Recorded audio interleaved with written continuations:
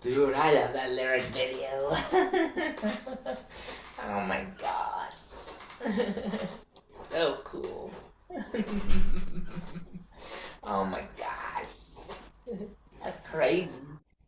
All right, well, it's good to see you again, Kodi. Good to see you too. You remember what we did last week? Oh my gosh. Ooh, they did release, huh? We did, huh? We did the original version of Release by Original version. Beethoven. Right? Yeah. And I was saying it is such a classic. Like, it'll be very hard to find somebody that has never heard of that piece, right? It's Oh, used in not just, of course, piano teaching literature, but you just hear it in everyday life, right? Like, they use the theme song for the theme from for release for even in like toys, children's toys, right? And you hear it, like in as soundtrack music for shows sometimes, right, or movies. So it's just something you hear so much that it's we consider that a classic. Now another classic that I believe we've worked on over the years, many years ago now, right, was the wow. Chopin Nocturne. Do you remember that one? Man, Nocturne, yeah. Right, that's another one that's used in a lot of movie soundtracks or TV shows or even commercials. I think I remember one time hearing it on a commercial. I can't remember what the commercial was trying to sell, but so it's the E flat major nocturne. E flat So major these Nocturne. classics, right? We want to review them over from time to time because we want to still be able to play them, right? So I wonder, right? Because it's been many years since we learned that piece together. The fur release, we never, for some reason, did it, right? But this one we did. But I wonder if you remember. And Oh if you wow. do, great, right? Then we can learn another nocturne. Oh my. Dang. Oh my goodness. So I know I'm putting you on the spot again, right? See if you can play however much you remember the E flat major Chopin nocturne. Wow. Ooh. Any idea which piece I'm talking about? Oh, yeah. Oh, nice. Ooh. Ooh, that's it. Ooh.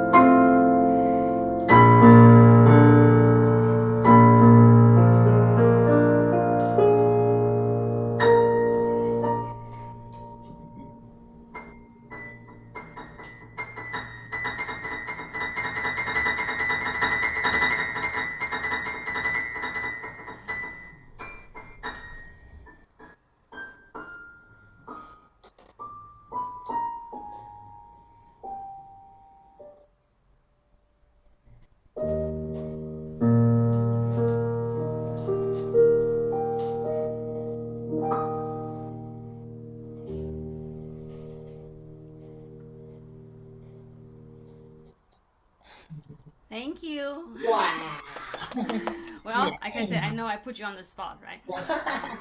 This piece, I believe we worked on when my daughter was first born, and she's Ooh, 7 that's now, great. right? So it was many years ago we did this, and since then you've, of course, done many other things. And you're doing everything by ear, of course, right? So if I have not played something in such a long time, I would not be able to recall, right, as much as you have, okay?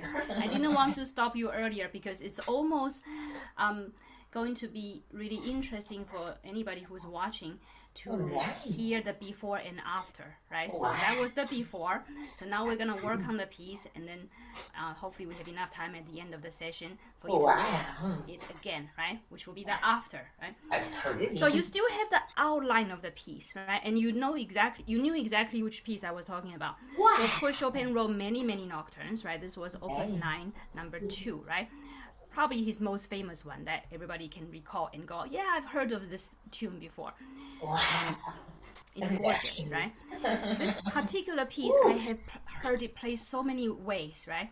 Some people play it extremely romantically with a lot of rubato, with a lot of expressiveness. But I've also heard more simpler versions, more innocent versions. So, you know, of course, it's up to the performer, right? Up to the pianist. So, as most of Chopin's nocturnes are, right, there's always this very attractive that melody that we are just going to be drawn to, right? The melody is just so gorgeous. And I have a saying, you know, you hear a Chopin melody, you go, oh, that's the most beautiful melody I've ever heard in my life, right? And then you hear another piece by Chopin with another melody, you go, oh, I can't believe this is even more beautiful than the previous one, right? So that was his genius. He just writes these, you know, beautiful melodies that just touch our heart, right? So we really want to make the melody sing, right? In this case, in all Chopin's music, the right hand just has to absolutely sing, right? And for you, that's easy, right? Because you sing, right? So you want to create the most beautiful singing tone possible, right? Now, that means we use a lot of our arm, okay? So as you play the right hand melody, really try to use a lot of your arm, right? So the notes can be very rounded and have a very warm sound. Yeah, use your arms, okay, especially for that right hand. So as you play the note, go deep, right, like a massage. Have you ever had a massage, Kodi? Nice. You have? Good, right? You know how when people give you a massage, they press deep, right? Nice. You know, if you've never had one, you might at first feel like they're hurting you, but after a while you get used to it, right? So massage into the bottom of the keys, right? On every single melody note. And take opportunities to leave. The phrase has leave means come up, remember? So our fingers don't need to stay on the keyboard the whole entire time. So find opportunities to come up. Nice. So I'm gonna refresh your memory, okay? So just try to listen for that singing tone in the right hand, that warmth, right? And then in the left hand, this particular piece, right, has a pattern, right? We have a low note, and then we have chords on top, right? Now the left hand is pretty tricky, right?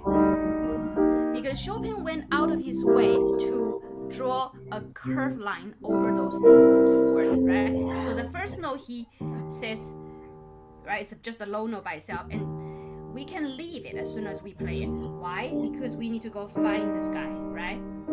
Now try to use fingers that will allow you to be legato, right? That lingering feel, right? That legato feel is rather important.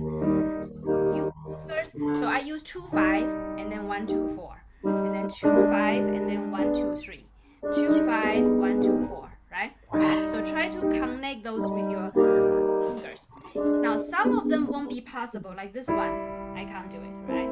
Because that's very far, right? So of course, if you cannot really connect on some of them, that's all right, because we are gonna have pedal anyway.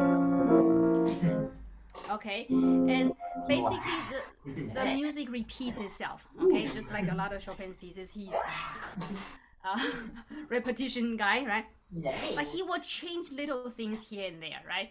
kind of like Schubert. Schubert is more like exact repeat. He just like doesn't even change anything.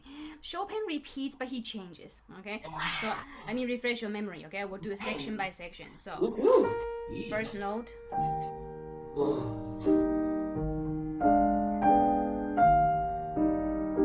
Lift your right hand here.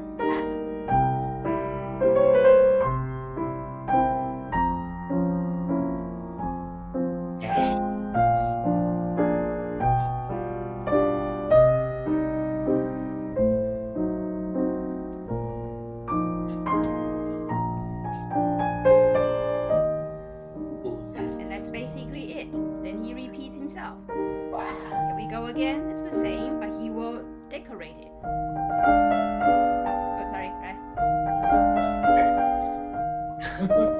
See how he decorates, right?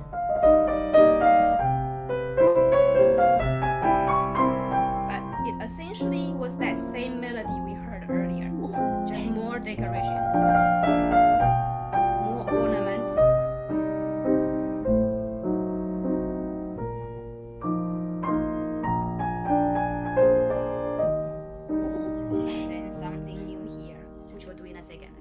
Alright, so let's review up to here. Your turn, please.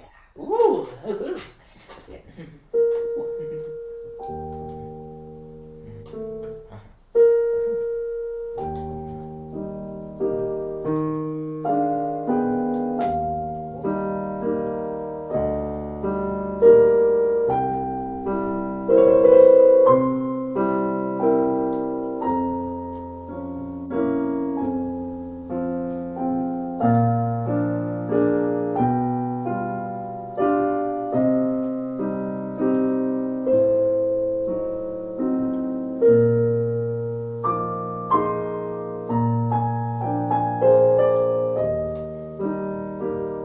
Much more accurate already, Kodi, right? So the only note you missed this time was the bottom B flat, right? So, but everything else was much more accurate. Bottom B flat.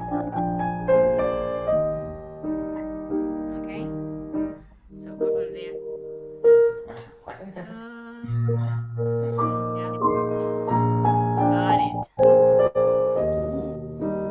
Got it.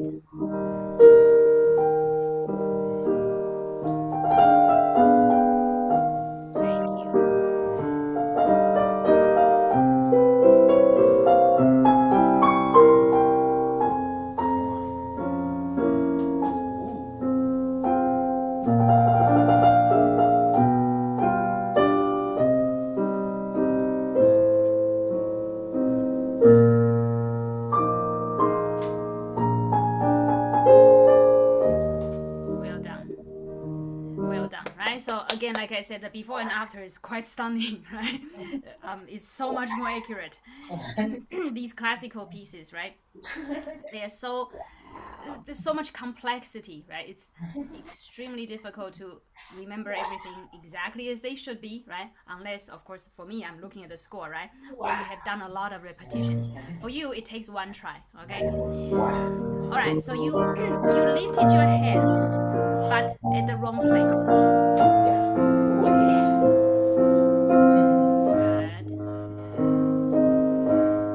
Oh, that one is different, right? So let me review. Let me refresh your memory of this part. Now, as I was saying, you heard what I said about lifting your hand, right?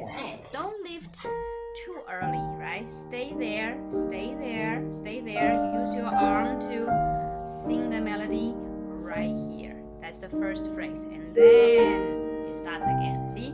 So the phrase has an upbeat. We call it an upbeat. So, right? So it starts on the eighth note before the bar line. So the next one, they always start on the upbeat. You see? So we don't want to confuse people, right? What the phrase structure is. So resist the temptation to lift your hand. Hold on to the note, but use your arm to help you sing the note. Here's the first lift, and then. Okay. All right. Anyway, so then this section, right? Let me refresh your memory.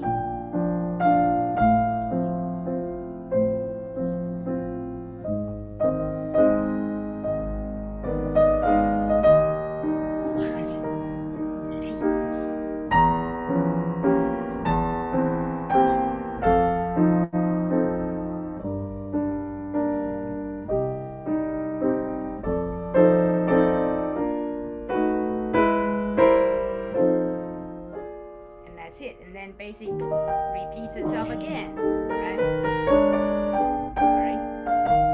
So that's kind of like the beginning, but decorated. Little changes. Remember, Chopin is very well known for doing that. He's the I call it a recycler, right? He recycles his music, and sometimes he upcycles it, so he makes it even more interesting than the original. But you can still see or hear that that's where it came from.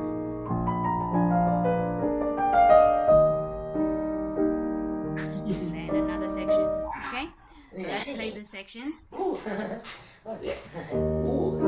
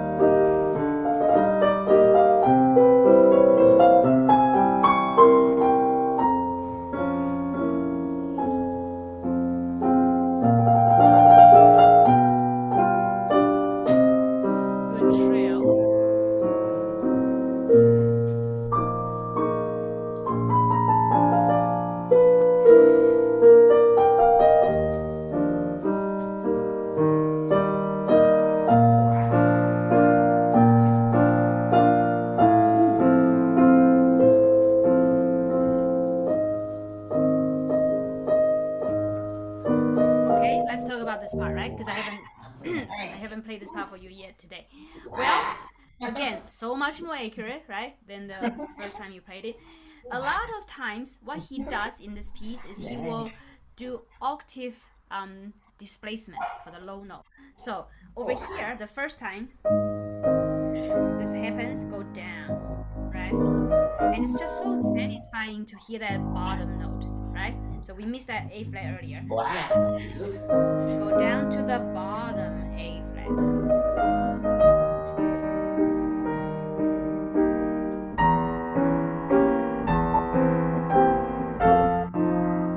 Now some of these chords are a little trickier to find.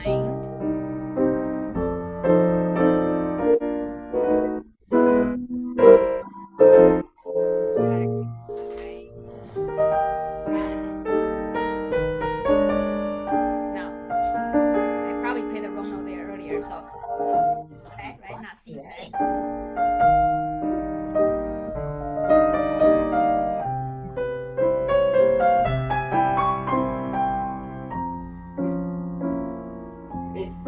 Now your trill was fantastic. Very good trill. Chromatic. Right? Sorry. I'll do that again.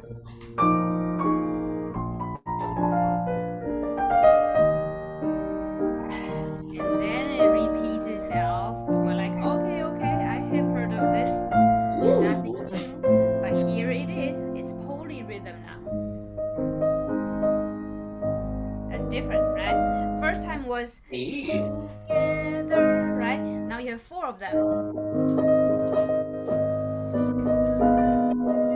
So that's one little difference. And then same. Now this is what I call the musical sigh. So gorgeous, right? It's like yes and then no, right? Gorgeous with that. This is what I call musical sigh. And we have the same sequence of chords.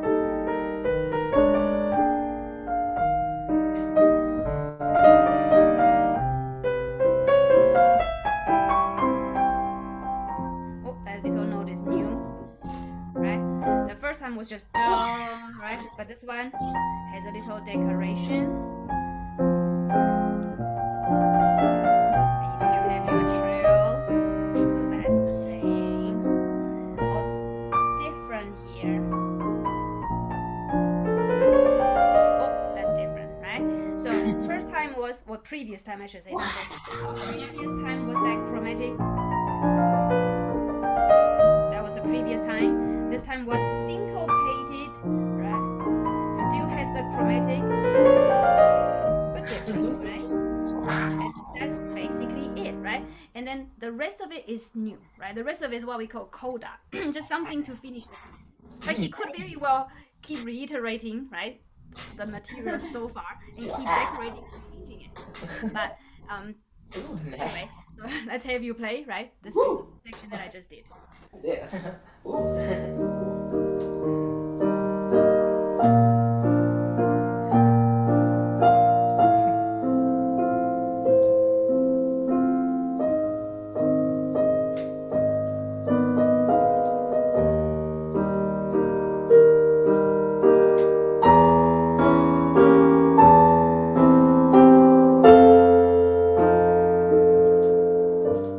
So beautiful.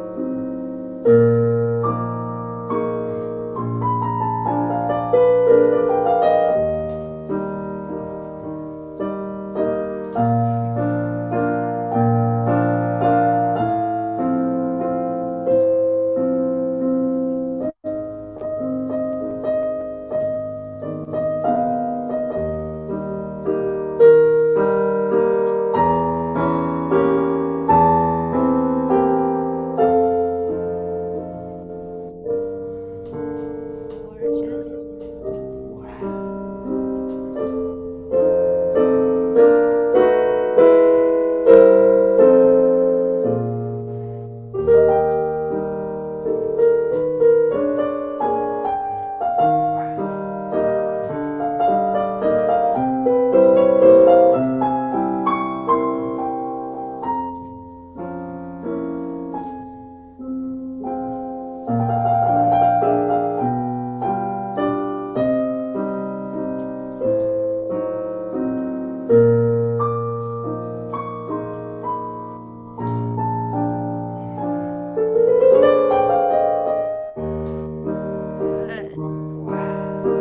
Good. Well done. Okay.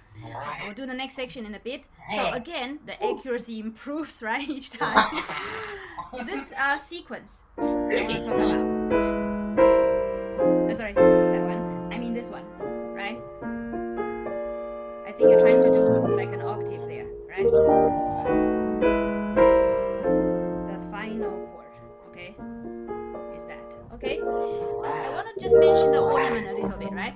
So I want you to think about what you would like, okay? I personally like that, right? Chopin's ornaments are what I call half and half. So half of the time, right, or close to half the time, the ornaments are on the beat. But it certainly, right, also happens where the ornaments can be off the beat, right? So you can do that's possible too, right? So it's up to you to decide, right? Whether you like this better, which is my preference, or that better, okay? Because I've heard both ways. Same with this part, right? Do you like that, right? Or do you like on the beat, right? And it doesn't, there's no like one way to play it, right? So you decide, right? And it can be just how you feel that particular day, right? Sometimes maybe you just want to be, you know, a little bit more straightforward, more matter of fact. Sometimes maybe you want to be a little bit more sentimental about it, right? So whether you choose it to be on the beat or not on the beat, right? It's something you can decide. And since it repeats itself, you can also maybe do some of them on the beat, some of them on the beat, right? It doesn't have to be like a fast and hard rule, okay? All right, so let's do the coda. So this is new, right? Sorry, I didn't do it right. I'll do it again.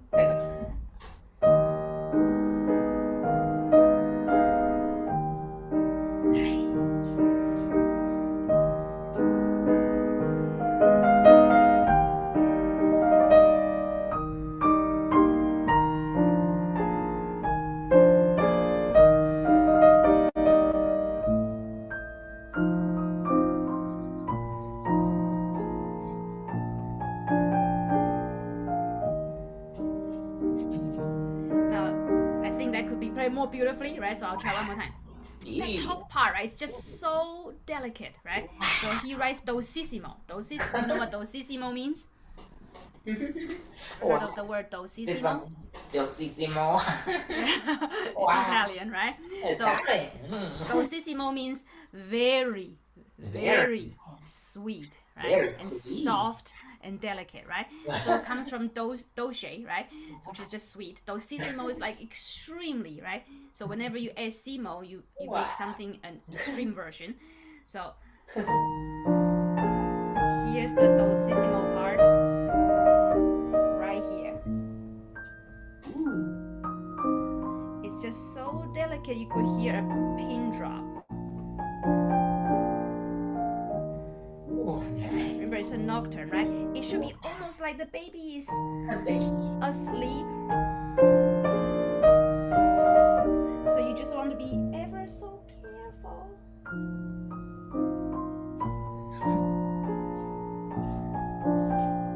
I played the wrong note afterwards, sorry. But you get the dolcissimo idea, right? And then a little bit resurrected. It's like, oh, we thought we fell asleep, but not quite. Maybe that's too loud. Try it again. Well, it is. He does say con forza. That means with force, right? So it is big, but because it's a nocturne, we don't want to really overdo it. I don't think, right? So. Sorry. Yeah.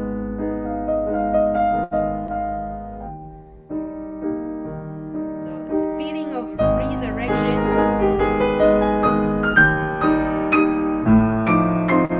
A little bit intense, right?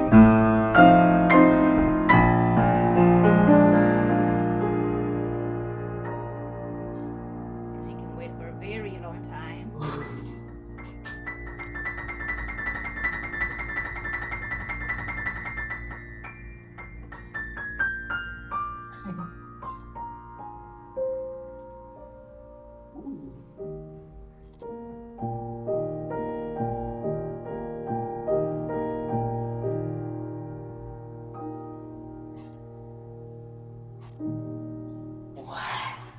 That's the ending.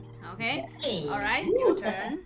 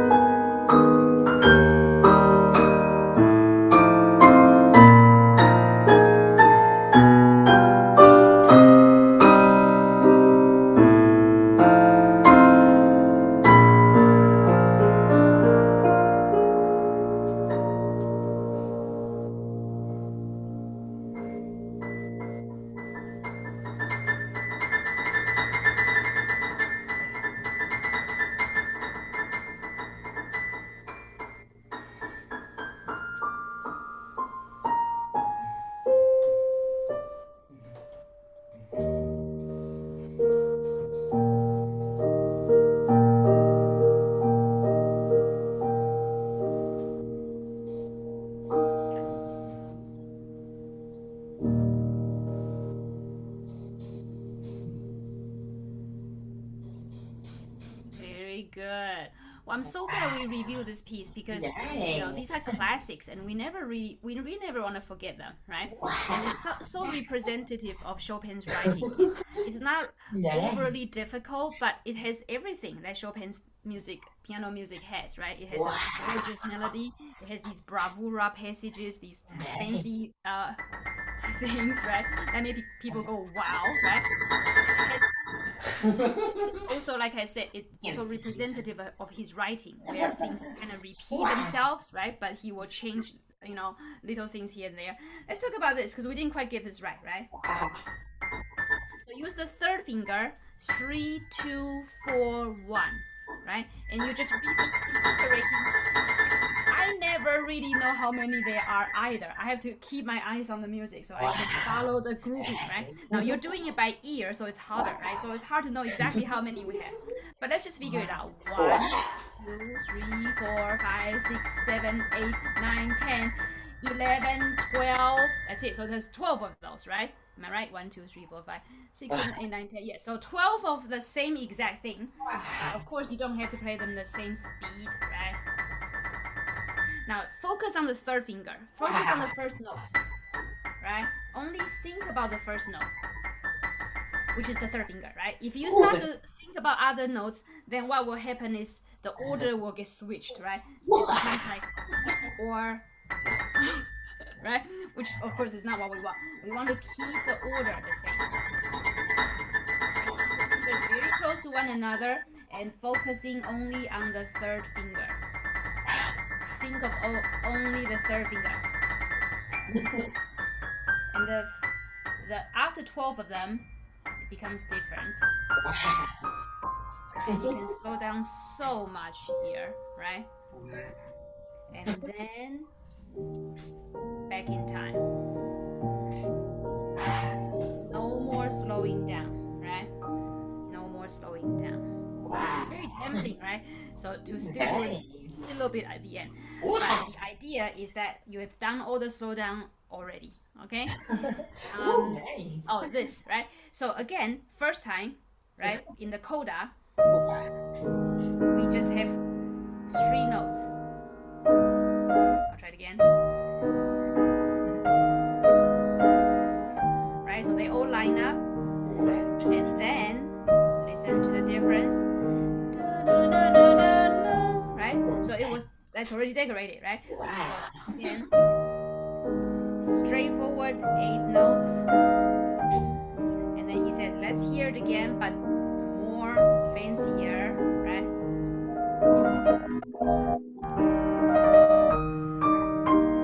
And off we go. The do-si-si-mo, right?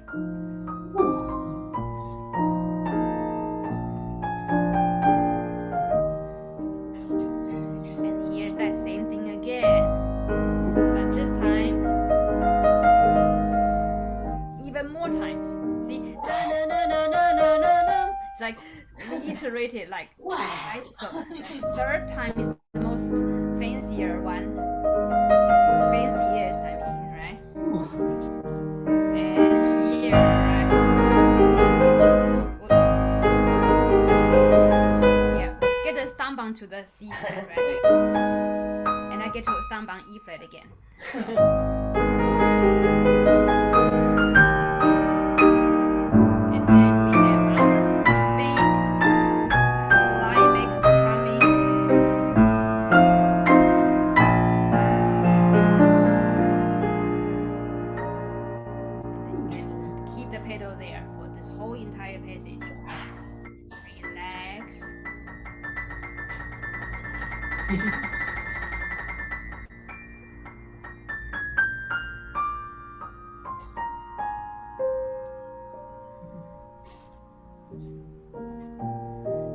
and a very simple ending.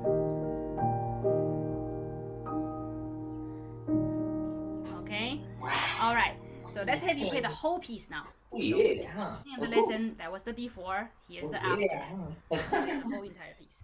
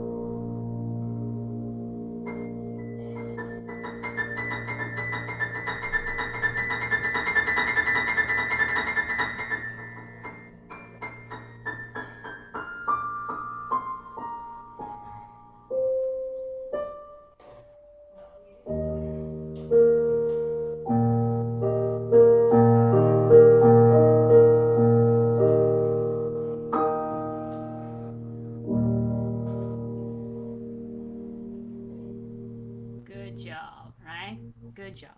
So, like I said, I'm so glad we reviewed it. So, next time we can learn at a different nocturne. This little thing, right? Make sure you start on C flat, right? Not C natural. Huh? I heard a C natural still earlier. So, after you play the B flat octave, let go of your hand, start fresh, C flat, and relax your hand. Right? Don't tense up. Okay? Just imagine drawing circles with your wrist, right? Right. Yeah. So keep your wrist loose. Yes. Wow. Okay. Can you play the whole piece now from Wow. beginning to end? That's Okay. it. Woohoo. That's it. No. From the beginning of the piece. So go back to the beginning of the piece, so we can hear the entire piece, right? That's it. Woohoo.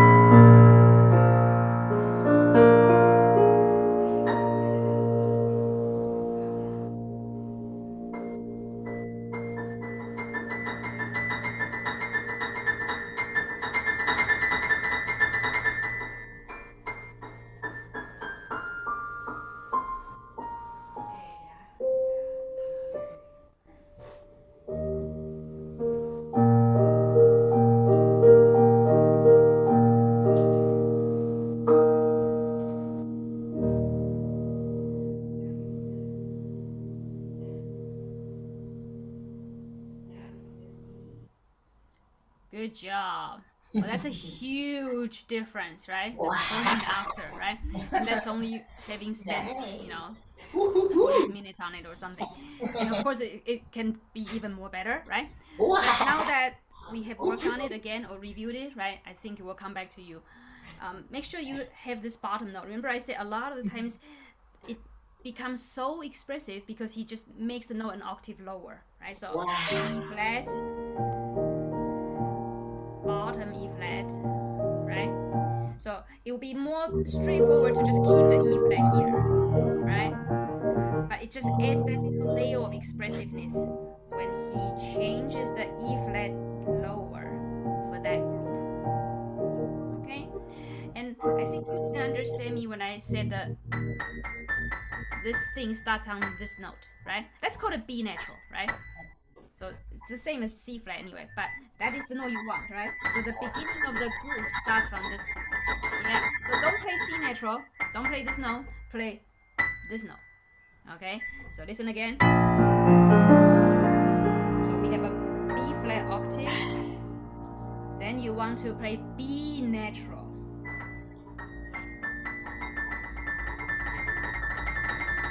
Okay? B natural. Okay?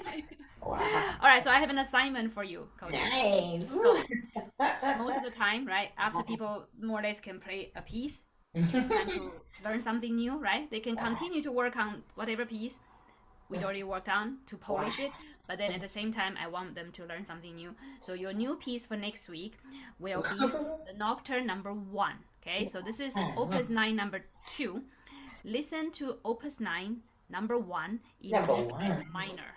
Okay, so that will be the Nocturne in B flat minor. Wow. So listen to it, right? So you have an idea what it sounds like. For other students, that would be, of course, for them to go look up the score, right, and learn it using the score. For you, listen to it, right?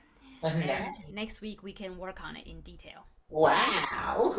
You'll love it, right? It's almost the opposite of this one because this one is in E flat major. It has a very hopeful, very sweet feeling, right? The other one is much more, well, it's in a minor key, right? So sad is just almost a too common of a word, but see if you can think of words to describe, okay? Opus 9, number 1, okay? All right. All right, good. As always, it's good to see you, and I'll see you next time. Woohoo. Bye-bye. Bye bye.